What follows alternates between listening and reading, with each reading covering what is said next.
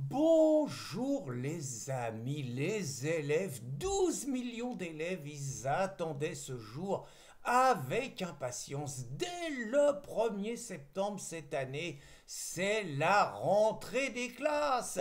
Et donc, moi je vais vous raconter, moi ma rentrée des classes, du moins ce que j'en ai entendu dire par mes parents, c'est que moi je voulais pas aller à l'école et donc je pleurais, je hurlais tout le long du chemin pour me mener à l'école. Et c'est donc ma mère qui, la première fois, m'avait emmené à l'école. Et donc, ça n'avait pas marché. Je hurlais tellement que ma mère, bouleversée par ma souffrance, mes cris, m'avait repris et m'avait ramené à la maison. Et donc, mon père avait poussé une gueulante en disant « Mais tu sais pas t'y prendre, je vais te faire voir comment on fait. » Il m'avait embarqué, il m'avait ramené à l'école, et comme je criais encore plus fort, il y a une enseignante qui avait dit « Laissez, on va s'en occuper », puis elle a voulu me prendre.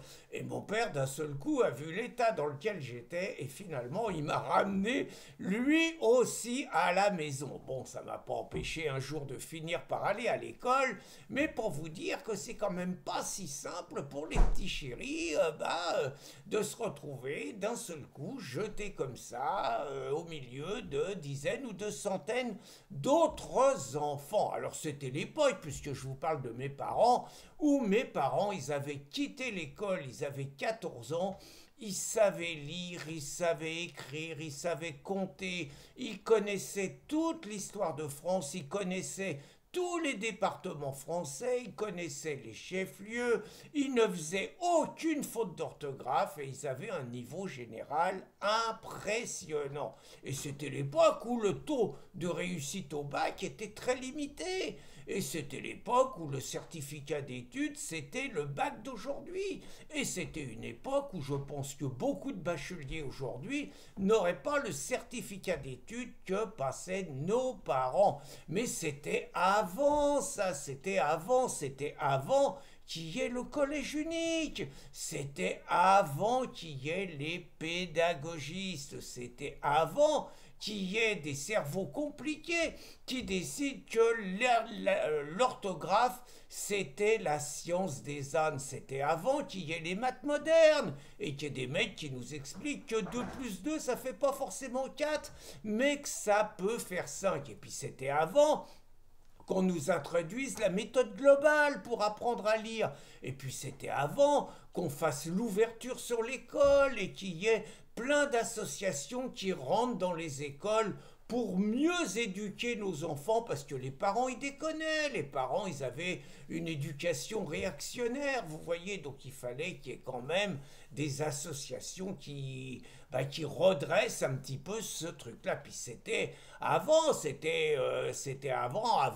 du temps de nos parents, les enseignants, ils se faisaient respecter.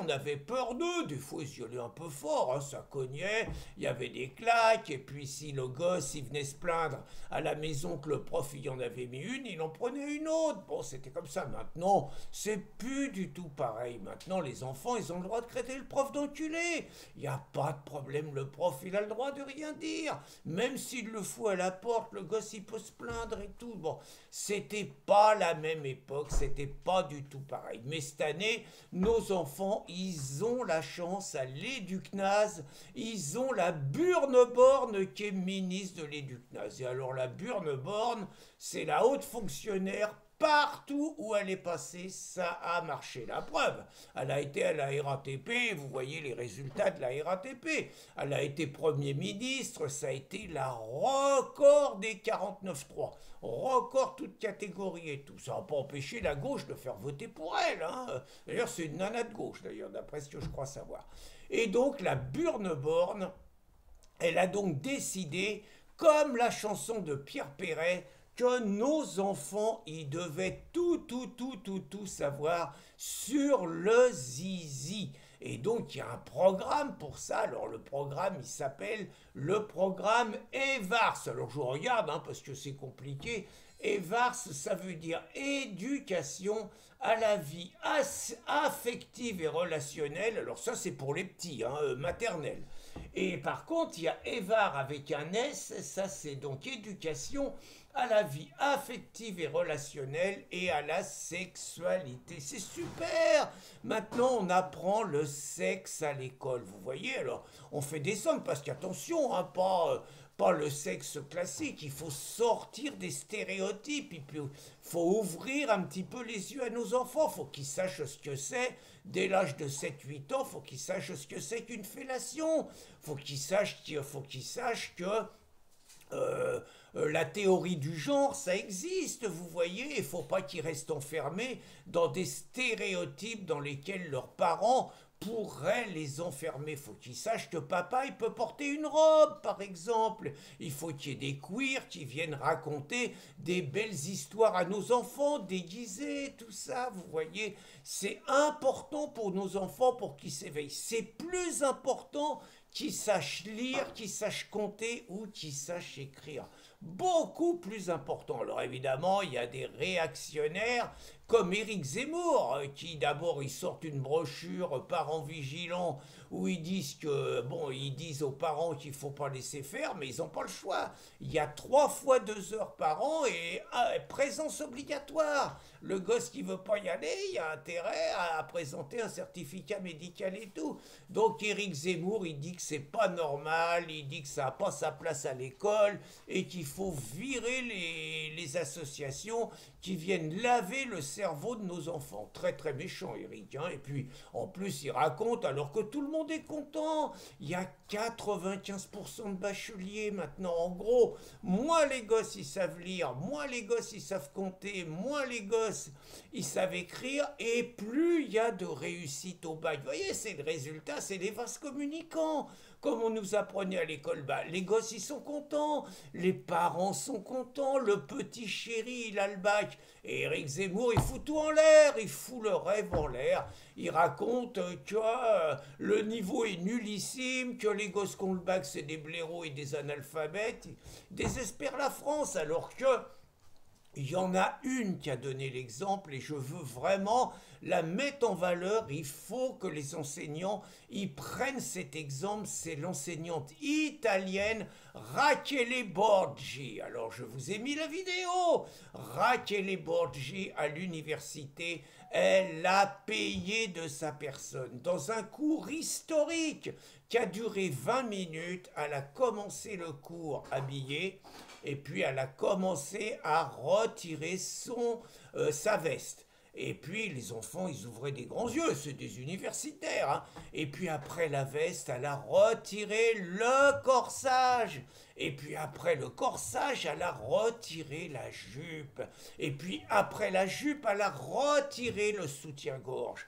Et après le soutien-gorge, elle a retiré le slip. Voilà, ça c'est une enseignante qui paye de sa personne, qui est prête à expliquer aux élèves tout ce qu'ils veulent savoir sur le zizi sans jamais avoir osé le demander. Et vous savez pas, la Rachele, elle se laisse pas faire parce que les réactionnaires coincés de Riposte Laïque, ils ont fait un article, ils ont un peu exprimé leur étonnement. Une plainte, un procès. Moi, je trouve qu'elle n'a pas été assez loin et qu'il faudrait qu'elle passe à l'acte, quitte à se mettre nue devant ses élèves.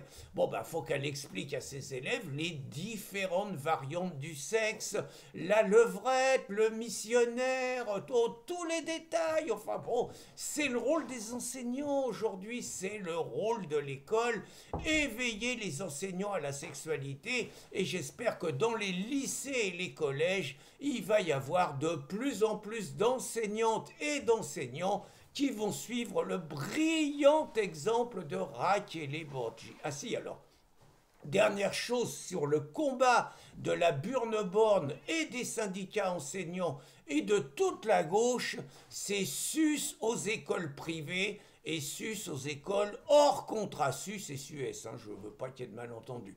Donc parce que vous ne savez pas ce qu'ils font, ces salopards, ils osent avoir des meilleurs résultats que l'école publique.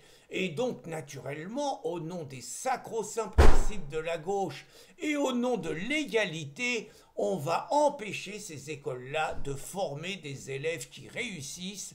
Le principal étant pour les élites qu'il y ait à peu près 20% de renouvellement des élites qui viennent évidemment des enfants de l'élite pour réussir à assurer la transmission. Et les enfants du peuple, moins ils en savent, mieux ça vaut. Voilà, bonne rentrée à tous nos petits chéris. Bonne journée à tous.